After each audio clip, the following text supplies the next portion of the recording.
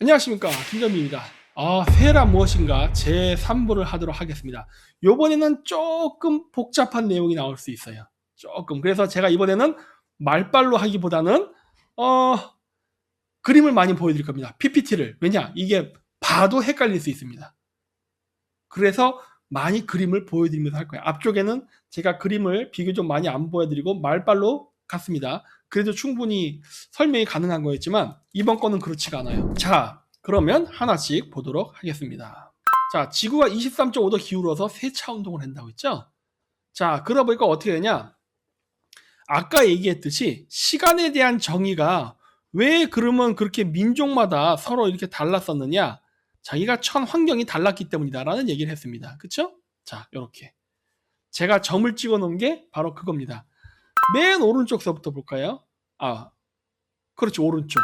요 동그라미 있는데 보이십니까? 여기 그 만주 위쪽에 시베리아죠. 동시베리아. 여기에 점을 찍어 놨는데 얘네들은 그 새해라고 새해라고 부를 수도 있겠죠. 축제를 하는데 언제쯤 하냐면 얘네들은요. 그 7월 달에 합니다. 그럼 왜 7월 달에 하느냐? 그때가 살만합니다. 간단해요. 그래서 7월 달에 우샥 축제라는 걸 하고 우리나라에서는 뭐 예를 들어 음력 1월 1일을 했었죠. 카자흐들은 양력 3월 25일 춘분 때. 그리고 여기 중동 유대인들도 양력 기준으로 3월 25일쯤. 예, 6월절이죠. 그리고 이제 서유럽에서는 그레고리력, 러시아 쪽에서는 율리우스력 등등으로 해서 각자 달력을 기준으로 하다 보니까 새해가 서로 달랐다. 그것은 어떤 달력과 어느 위치에 있느냐에 따라서 조금씩 변했다예요. 심지어 유럽에서는 어때요? 같은 태양력을 썼는데도 벌써 율리우스력, 그레고리력 태양력을 쓰는데도 불구하고 춘분을 새해로 잡잖아요. 이렇게 다르잖아요. 같은 달력을 써도 이렇게 다를 수가 있다는 겁니다. 그건 자기가 사는 위치에 따라 달라요. 자, 그래서 이 북반구와 남반구 보면은 이렇게 이 하얗게 지나가는 은하수가 이렇게 있는데, 자, 지구가 요 가운데 있는 은하계가 우리 은하입니다. 우리 은하. 그리고 이 우리 은하 안에 태양과 지구가 있어요. 그쵸?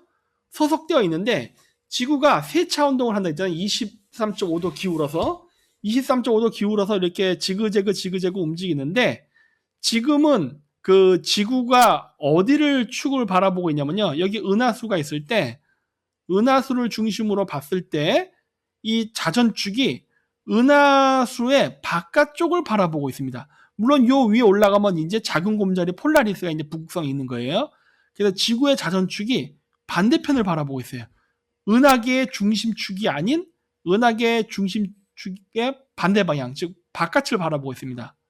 그런데 이게 이제 물병자리 시대가 되고 지금 뭐 밀레니엄 시대가 온다 어쩌고저쩌고 하잖아요.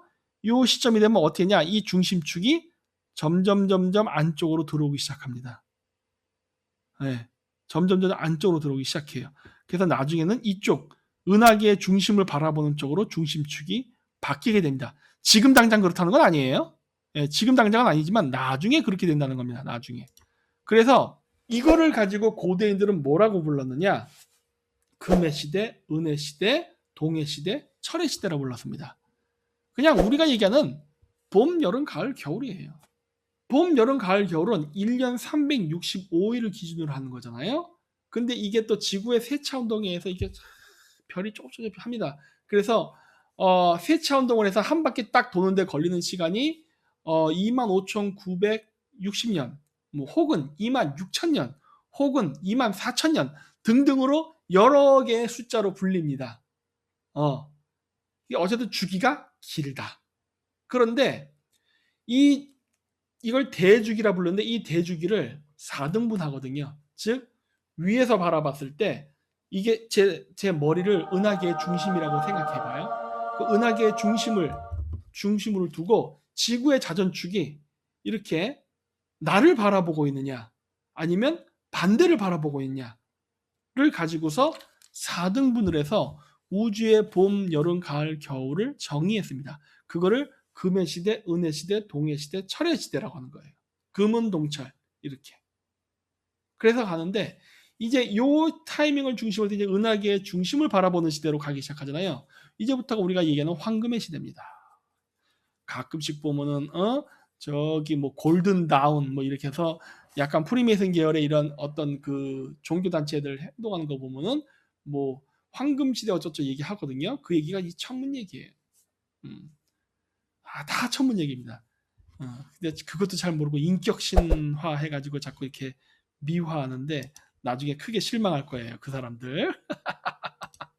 자, 그래서 은하계의 중심에는 이렇게 백조자리와 직녀자리가 있습니다. 이렇게 점점 글로 가요. 우리가. 예. 그 백조자리로 제가 써놨죠. 일로 가는 겁니다. 여기까지 가는데 약 12,000년이 걸릴 거예요. 지금서부터. 예. 우리가 얘기하는 북극성이라는 별은 지금은 요 작은 곰자리의 폴라리스지만은 이렇게 다른 별들이 있습니다.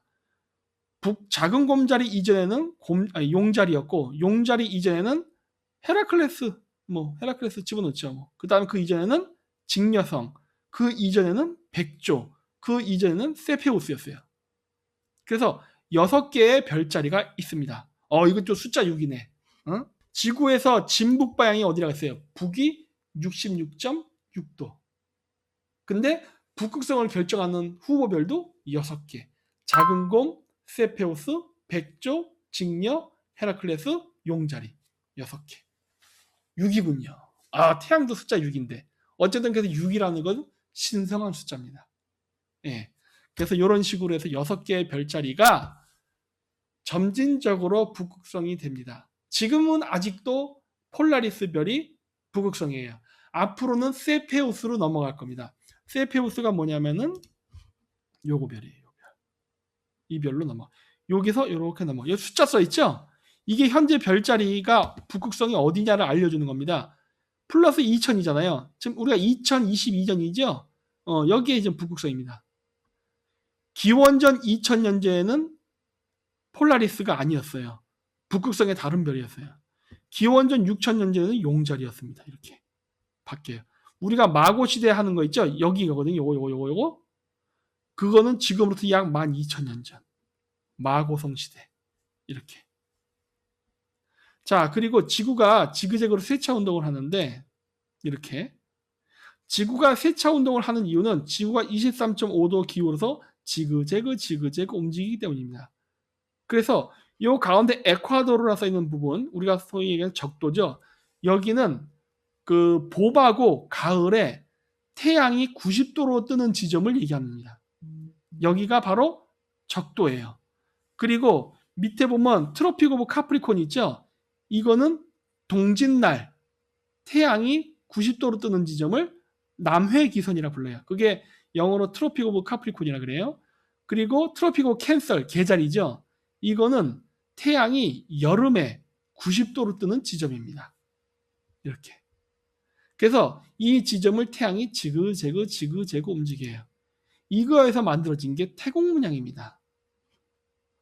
우리나라 그 국뽕 채널 보니까 아메리칸 인디안 뭐 이런 데서 태극기 문양만 나왔다 하면은 뭐 한민족 어쩌잖아요. 어디서 개뻥을 칩니까?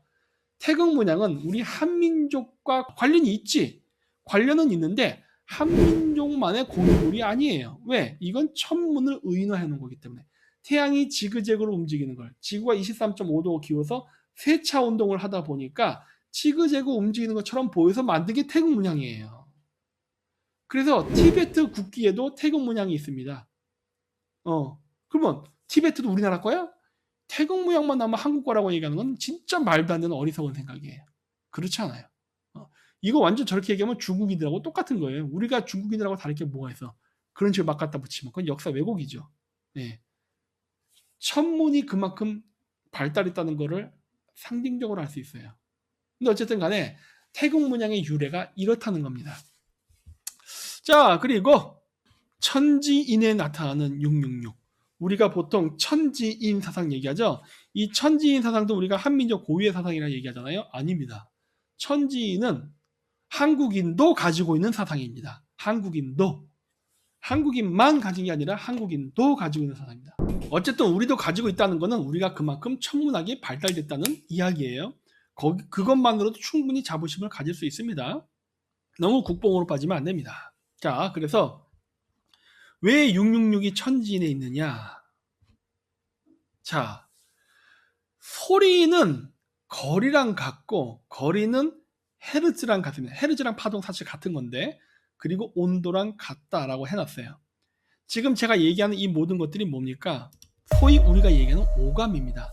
보고, 냄새 맡고, 말하고, 듣고, 느껴지고 하는 이 오감 있죠? 이 오감을 동양에서는 오행에 또 빗대어서 얘기합니다. 이걸 이제 과학적으로 얘기하면 소리, 파동, 뭐 온도 등등 뭐 여러 가지 이렇게 묘사를 하는 거예요. 근데 잘은 모르겠는데 고대인들이 정리를 너무 잘 해놨어요. 무슨 말이냐? 여러분 측량을 할 때 이 척도 있지 않습니까? 여러분 1cm란 기준이 요거고 이렇게 기준이 있잖아요. 이 기준을 누군가가 만들었을 거예요. 그렇죠? 뭐 1인치는 요 정도다. 뭐 이렇게 1m는 요 정도다. 이렇게 누군가 기준을 만들어 놨을 겁니다. 근데 그게 기가 막히게 잘 만들어져 있습니다. 왜 제가 잘 만들어져 있냐라고 얘기하냐면 이 숫자가 같은 숫자가 나오게끔 지금 우리가 사용하는 척도를 만들어 놨어요. 누가 만들었는지 모르겠지만 정말 놀라울 정도로 일치를 합니다. 그래서 옛날 때 그 아리스토텔레스 학파는 숫자를 신격화해서 믿었죠. 왜냐? 너무나도 신기하게 잘 맞거든. 도대체 누가 이걸 만든 거야 할 정도로 저도 지금 궁금해요. 왜냐? 여러분들은 그냥 단순하게 이 척도라는 게 그냥 늘 쓰니까 그런가 보다 하지만 이 천문과 맞춰서 이 원리를 해서 보면요. 왜 같은 숫자가 나오지? 라는 거를 느끼세요. 같은 숫자가 나오게끔 이거를 정해놨기 때문에 그래요. 간격이 조금만 달랐어도 같은 숫자는 안 나옵니다. 자, 이제 그걸 이제 보여드리려고 하는 거예요. 오각별은 중요합니다. 오각별이 왜 중요하냐면은 육각별하고 같은 건데 제가 오각별, 육각별 왔다 갔다 한 이유가 이 북극성을 결정하는 후보가 6개라고 했잖아요. 근데 요 밑에 있죠? 요거. 이게 헤라클레스 별자리인데 이거를 집어넣기도 하고 안 집어넣기도 하고 합니다. 왜 그러냐? 지구의 세차 운동하고 관련이 깊어요. 지구가 세차 운동하다니까 어떻게 돼요? 황도 12궁이라고도 부르다가 황도 13궁이라고도 부르고 하죠.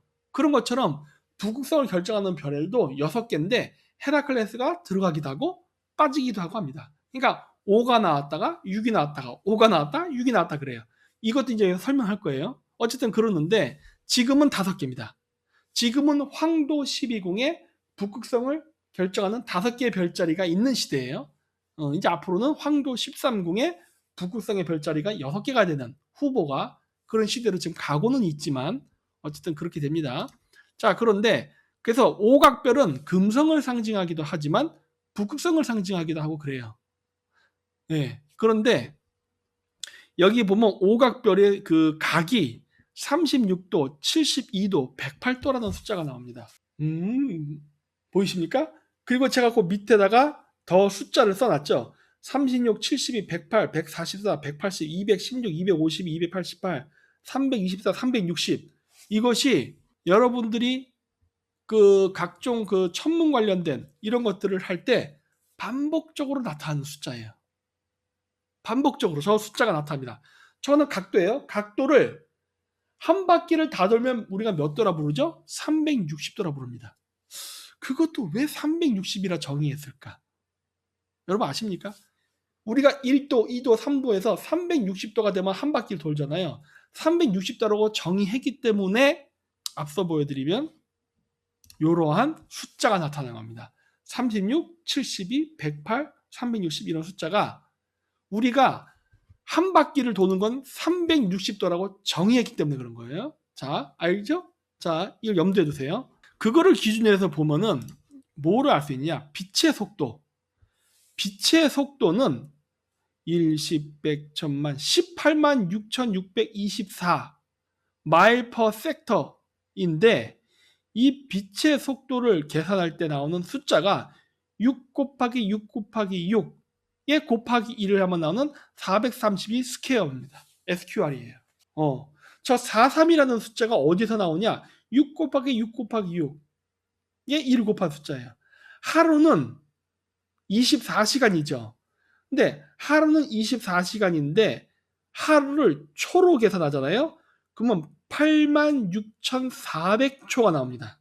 하루는 24시간인데 하루는 몇 초냐? 86,400초예요. 근데 이 86,400초라는 숫자는 6 곱하기 보이십니까? 144. 6과 144라는 숫자가 나오죠. 그렇죠? 그리고 여기 86만 4천이라는 숫자 있죠. 이 숫자가 또 놀라운 게 이게 태양의 지름입니다. 태양의 지름이 86,400인가 해서 864라는 숫자가 나와요. 마일입니다. 그러면 그게 태양의 지름이에요. 864라는 숫자가 나오거든요.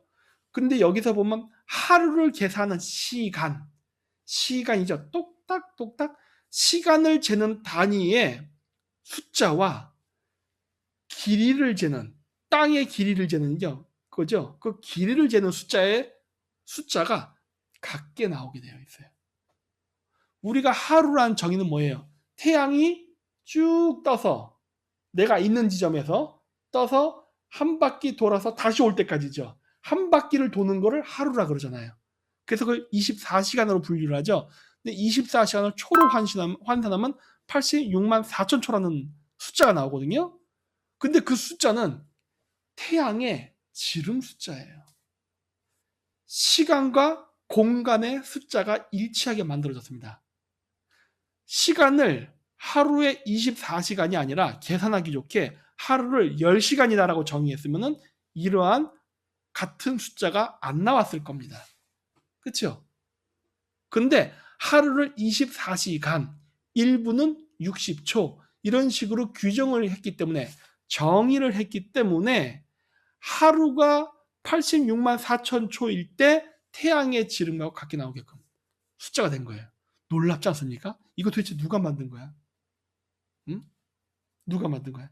그리고 지구의 둘레는 21,600헬입니다. 나우티칼 마일이라 그래요. 그런데 이 21,600이라는 거는 6 곱하기 6 곱하기 6 곱하기 100이에요. 했을 때 지구의 둘레입니다. 지구의 둘레가 21,600헬이에요. 그런데 이것도 놀랍게 이거는 지리적인 거리죠. 지리적인 거리. 지리적인 거리가 아까 태양처럼 태양 하루가 86만 4천 초라고 했잖아요. 시간하고도 같은 숫자가 나왔죠. 같은 숫자 나옵니다. 지구가 세차 운동을 하면서 황도 12궁의 별자리를 하나 지나갑니다. 12개를 지나면은 한 주기가 완성돼요. 그게 25,920년입니다. 정확하진 않아요. 우주가 넓고 이 중심축을 중심으로 가까이 있을 때는 빨리 돌고 멀리 있을 때는 천천히 돌고 하기 때문에 그거를 무조건 그렇게 딱 25,900 정의할 수는 없어요. 하지만 지금 이 시간대를 지금 이 철의 시대 주기를 사는 우리의 기준으로 봤을 때는 25,920년입니다. 나누기 11 했을 때. 그런데 한 별자리에서 그 다음 별자리, 황도 12궁의 별자리를 한 별자리에서 그 다음 별자리로 지나갈 때 걸리는 시간이 2160년이에요. 216. 어때요? 시간에서 나오는 숫자와 지리적인 거리를 측량할 때 나오는 숫자가 같은 숫자가 나옵니다. 놀랍지 않습니까? 도대체 이거 누가 설계한 거야? 누가 우리가 쓰는 시간의 개념, 이 시간의 길이 똑딱 이 시간의 길이를 누가 이렇게 정의했으며 누가 어떻게 길이를 이렇게 정의했길래 같은 숫자가 반복돼서 나오게끔 만들어졌지? 하는 거예요. 놀랍죠? 이거를 모르고 그냥 생활할 땐 모르지만 이걸 알고 보면은 우와 하는 거예요. 놀랍다. 그리고 또 지구의 공전 속도가 또 666입니다. 또 66만 6,660 마일 퍼 아워. 이렇게. 미국 애들이 전 세계를 미터법으로 해서 쓰는데 얘네들만 마일을 쓰죠? 왜 그럴 것 같습니까? 마일은 시간하고 관계가 있는 척도 단위입니다. 지금 보시면 아시죠? 시간에 쓰이는 숫자와 지리적 거리를 나타내는 마일의 숫자가 일치해서 지금 나타나고 있죠? 여기 보세요. 여기에 미터나 킬로미터가 나오지 않고 전부 마일로 나오고 있잖아. 마일. 그쵸? 마일은 시간과 연동돼서 움직이는 지리적 거리를 측정하는 단위입니다. 시간은 누구만 가질 수 있죠? 황제. 황제만 하늘에 제천 행사를 지내죠. 황제만 시간을 재서, 그러니까 자기 황성이 있는 자리를 중심으로 해서 시간을 측량해서 그 시간을 기준으로 제천 행사를 지내잖아요. 그리고 그거를 기준으로 새해를 잡잖아요. 자기가 있는 데를 중심으로. 그렇죠? 오늘날 세계 패권은 미국이 자꾸 좌지우지 흔드니까 아니 전 세계가 다 미터법 쓰는데 지들만 마일을 쓰네. 이유가 있는 거죠. 시간을 통제하는 단위입니다.